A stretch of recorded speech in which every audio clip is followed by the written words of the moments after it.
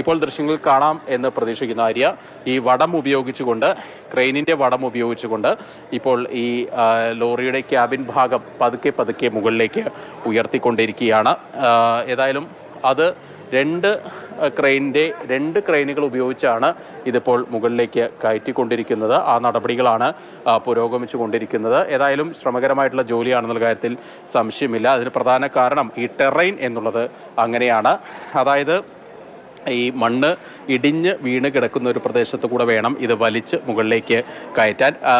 ഇടയിൽ പാറക്കഷങ്ങളൊക്കെയുണ്ട്.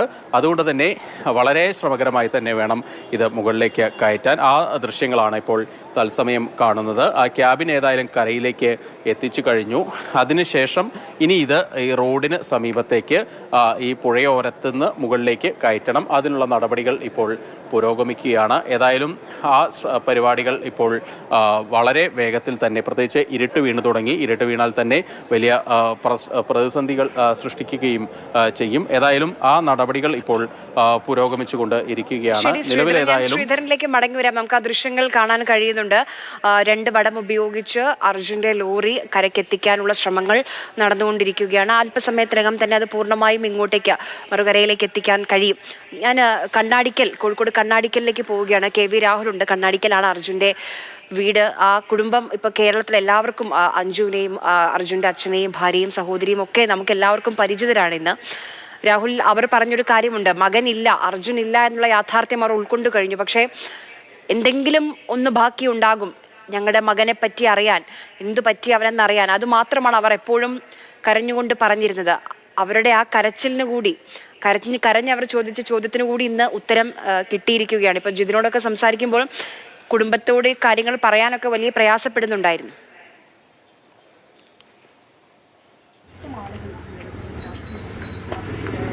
ആര്യ, തീർച്ചയായും അർജുൻ്റെ കുടുംബാംഗങ്ങൾ ഓരോരുത്തരും ഇത്രയും ദിവസമായി ചോദിച്ചുകൊണ്ടിരുന്ന, കുടുംബാംഗങ്ങൾ മാത്രമല്ല നമ്മുടെ കേരളക്കരെ ഒന്നടങ്കം ഇത്രയും ദിവസമായി ചോദിച്ചുകൊണ്ടിരുന്ന ചോദ്യത്തിനാണ് ഇന്ന് ഉത്തരം ലഭ്യമായിട്ടുള്ളത്. അർജുൻ്റെ വീട്ടിൽ തന്നെയാണ് നമ്മളുള്ളത്. എല്ലാവരും തന്നെയുണ്ട്. അടുത്ത ബന്ധുക്കൾ, വിവരമറിഞ്ഞ് വന്നുകൊണ്ടേയിരിക്കുന്ന ആളുകൾ, സുഹൃത്തുക്കളൊക്കെ തന്നെ ഉണ്ട്. എന്നാൽ ഈ ഒരു ഘട്ടത്തിൽ മാധ്യമങ്ങളോട് സംസാരിക്കുന്നില്ല എന്നാണ് അർജുൻ്റെ കുടുംബാംഗങ്ങൾ വ്യക്തമാക്കിയിട്ടുള്ളത്.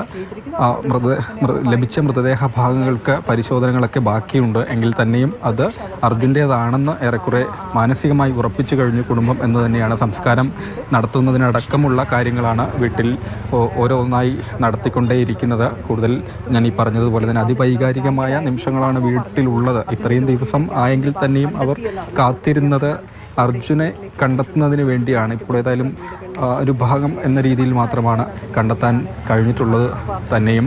ഒപ്പം തന്നെ ജനപ്രതിനിധികളടക്കം കണ്ണാടിക്കലെ വീട്ടിലേക്ക് വന്നുകൊണ്ടിരിക്കുകയാണ്. നമ്മളെ ആദ്യ ദിവസം മുതൽ ജൂലൈ 16 അപകടം സംഭവിക്കുന്നു, 18 കൂടിയാണ് വിധത്തിൽ അപകടം നടന്നതൊക്കെ കുടുംബം അറിയുന്നത്. ആ നിമിഷം മുതൽ കുടുംബത്തോടൊപ്പം നമ്മൾ ആ മാധ്യമപ്രവർത്തകരും ഒക്കെ തന്നെ ഉണ്ട് എന്ന് തന്നെയാണ്. ഓരോ തവണ വരുമ്പോഴും അവർ ആവർത്തിച്ച് ശക്തി കൂട്ടി ആവശ്യപ്പെട്ടുകൊണ്ടേയിരുന്നത് അർജുനെ കണ്ടെത്തുന്നതിനുള്ള തിരച്ചിൽ തുടരണം എന്ന് തന്നെയാണ്.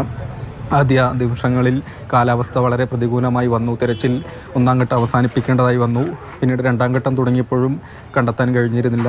അങ്ങനെ ഓരോ സമയത്തും തിരച്ചിൽ അവസാനിപ്പിക്കരുത് എന്നാവശ്യപ്പെട്ടുകൊണ്ടേയിരിക്കുക തന്നെയാണ് കുടുംബം ചെയ്തിരുന്നത് എന്ന് തന്നെയാണ്. ഇപ്പോൾ വീട്ടിൽ അർജുൻ്റെ അച്ഛനുണ്ട്, അമ്മയുണ്ട്, ഭാര്യ കൃഷ്ണപ്രിയയുണ്ട്, സഹോദരി അഞ്ജുവുണ്ട്. ബാക്കി വിവരം അറിഞ്ഞു വന്ന ബന്ധുക്കളൊക്കെ തന്നെയാണ് ഉള്ളത്. ദുഃഖകരമായ നിമിഷങ്ങളാണ്. വീട്ടിനകത്തേക്ക് കയറി നമ്മൾ അവരോട് സംസാരിച്ചിരുന്നു. ഏതായാലും ഇപ്പോൾ നിങ്ങളോട് സംസാരിക്കാൻ കഴിയുന്നൊരു സാഹചര്യമല്ല എന്ന് തന്നെയാണ് അവർ പറഞ്ഞിട്ടുള്ളതും. ഇവിടെ നിന്ന് വീട്ടിൽ നിന്ന് ആരും ഷിരൂരിലേക്ക് പോകുന്നില്ല. ജിതിനടക്കം അവിടെ ഷിരൂരിൽ ഉള്ളത് കൊണ്ട് തന്നെ ജിതിൻ്റെയൊക്കെ നേതൃത്വത്തിൽ ആ നടപടികളൊക്കെ പൂർത്തിയാക്കിയതിന് ശേഷം മൃതദേഹം ഇങ്ങോട്ടേക്ക് കൊണ്ടുവരട്ടെ എന്ന് തന്നെയാണ് കുടുംബാംഗങ്ങൾ പറയുന്നത്. ഒപ്പം ഈ കുടുംബത്തെ ചേർത്ത് പിടിച്ചുകൊണ്ടേയിരിക്കുകയായിരുന്നു എല്ലാവരും തന്നെ. ഈ മാസം 2-ാം തീയതിയാണ് അർജുൻ്റെ ഭാര്യ കൃഷ്ണപ്രിയയ്ക്ക് ജോലി നൽകിയതും. വേങ്ങേരി സർവീസ് സഹകരണ ബാങ്കിൽ ആണ് കൃഷ്ണപ്രിയ ജോലിയിൽ പ്രവേശിച്ചിരുന്നത്. അങ്ങനെ ഈ കുടുംബത്തിൻ്റെ കൈത്താങ്ങായിരുന്നു അർജുൻ എന്നതാണ്. ഭാര്യ, ചെറിയ കുട്ടി, ബാക്കി ഞാൻ ഈ പറഞ്ഞ കുടുംബാംഗങ്ങളെല്ലാവരും തന്നെയും അർജുൻ്റെ ആശ്രയിച്ച്, അർജുനാണ് ഈ കുടുംബത്തിൻ്റെ തണലായി നിന്നിരുന്നത് എങ്ങനെയാണ് എന്നതാണ്. അങ്ങനെ ആ കുടുംബത്തിൻ്റെ പ്രതീക്ഷയുമായി പോയ സമയത്താണ് ഈ സഹോദരികളുടെ കല്യാണം നടത്തി, അത് കഴിഞ്ഞ് ആ വീട് പണി എല്ലാം അർജുൻ ആയിരുന്നു ആ കുടുംബത്തിന്റെ ആശ്രയം. എന്തായാലും ഇപ്പോൾ തൊട്ടടുത്ത് തന്നെയുള്ള ബാങ്കിൽ, സിറ്റി സർവീസ് ബാങ്കിൽ അർജുൻ്റെ ഭാര്യയ്ക്ക് കൃഷ്ണപ്രിയയ്ക്ക് ജോലി ആയിട്ടുണ്ട്.